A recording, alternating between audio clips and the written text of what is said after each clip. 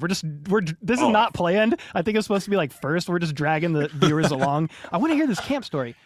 But since we're talking about the wide receiver room, I would just be curious to know how you're feeling, either of you and both of you, how you're feeling about the state of the wide receiver room, given the fact that when you look at the offense, they didn't really change much about the wide receiver room, didn't really change much about the tight end room either. You didn't change much about the O-line. You massively upgraded the running back room. But how are you feeling about the state of the wide receiver room as it sits right now, given who's there and around?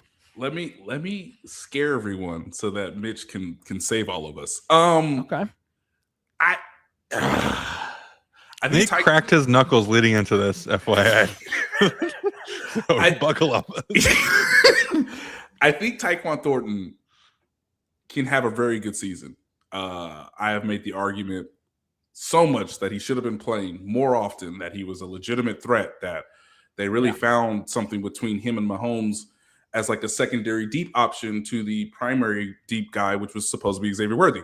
We all know Xavier Worthy wasn't healthy last season. So if there's a guy that's supposed to like really take off, my price pick would be Xavier Worthy. Like whatever his baseline is, I would take the over because, and this is traditionally historic to Andy Reid. Like receivers really do have a third-year leap if they're in the, ideal circumstance, not injury, obviously have a lot of playing time. You're playing with the great quarterback. So that has usually been the case. Yeah, go ahead. 624.5 yards is Worthy's line. That is disrespectful. You'll be hitting more? Yeah. They and honestly, they need more than that from him. I keep writing it every year. They can't keep putting everything on Travis Kelce. They have continued to put everything on Travis Kelce. So I think Rashee Rice is the biggest wild card because of the knee injury, because of the contract year. He is still, you could argue, their most talented receiver. But again, I don't know how much he's going to do in training camp, which is understandable because you want to get him as healthy for the Broncos. But Chad O'Shea going to have to work miracles, guys. Miracles. Or maybe Cyrus Allen is that guy. And, I don't know exactly, and I need to get to the bottom of this if this keeps trending, like who was the guy that really identified Cyrus Allen and was a part of like the draft process of like, okay, I'm bringing this to the table. We should take a bit of a gamble on a guy in the 5th round who doesn't have the most elite traits, but is just a very good football player. So, okay, I'm afraid because you just said Chad O'Shea is going to have to work miracles. So, Mitch, what say you? My thing is, I don't think that they're relying on Travis to be the guy. I think they're very aware of what he is at this point, who he is. He's not going to be, the true featured guy in an offense. He's not going to be the guy who's defeating double coverage, all those things. Rashee is a fantastic receiver against zone coverage. His stats against man coverage are pretty abysmal. I do think Xavier is in part the man coverage beater. Now, you need to scheme in a little bit of help where he's off the ball, he's in motion, he's maybe behind the bunch of the point.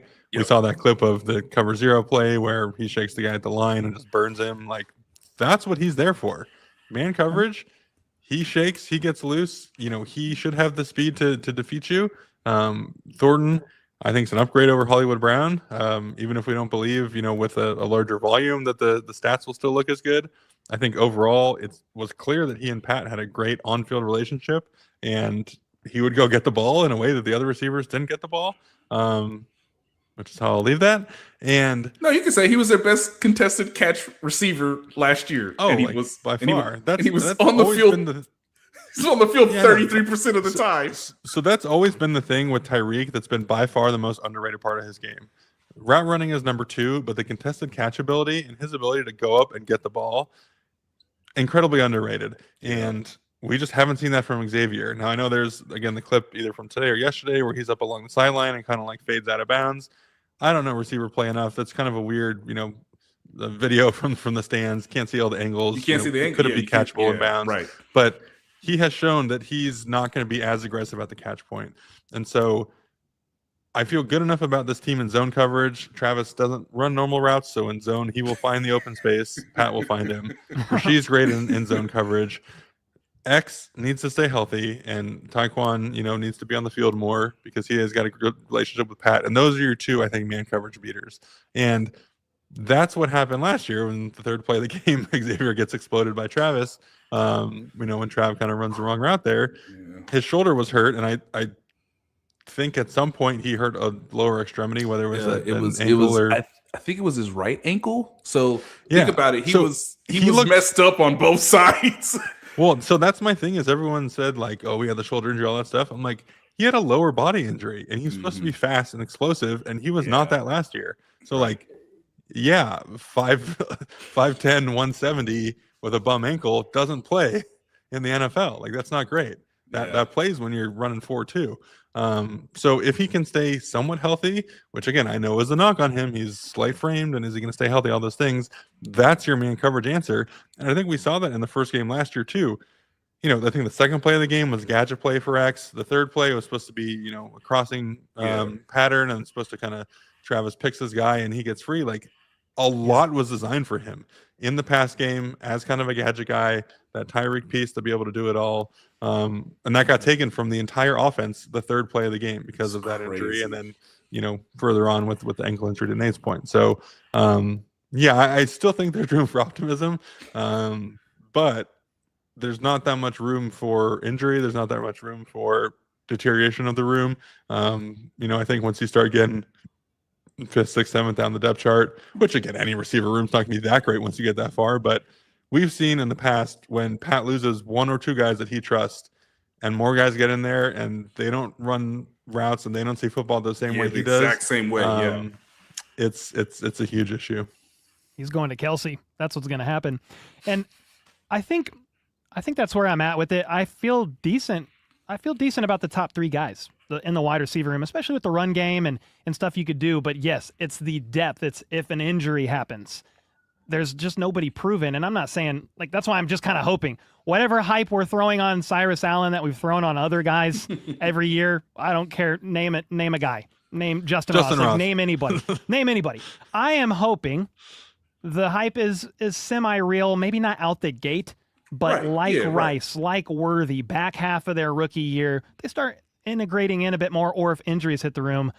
Because if it's not Allen, I guess it could be Royals, and then you kind of know what you have in Nico if he's number 6 as the punt returner. Mm-hmm. But the depth is the big question for me at this point in time. No better opportunity for Xavier Worthy and Rashee Rice than right now. We have 10-ish minutes. Do we want to touch on just opposite side of the ball and how the CB room is looking initially, or is that too in-depth of a discussion before we get into a Mitch story or two with camp? Let me give a quick glimpse or snapshot of the depth chart right now, because Xavier Worthy, is a guy that I like to look at because of the speed that Mitch mentioned. And how does that look for the other guy? So the DB he burned today was Kader Kohu, who's coming off his own knee injury. So take that for what it may be, but it was against cover 0, and he's supposed to win that rep.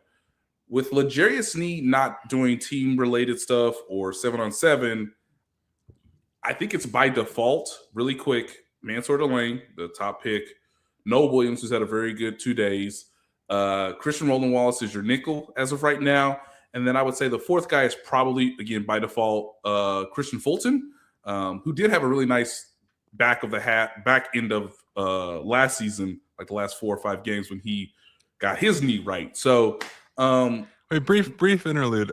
We're expecting anything out of L'Jarius this year?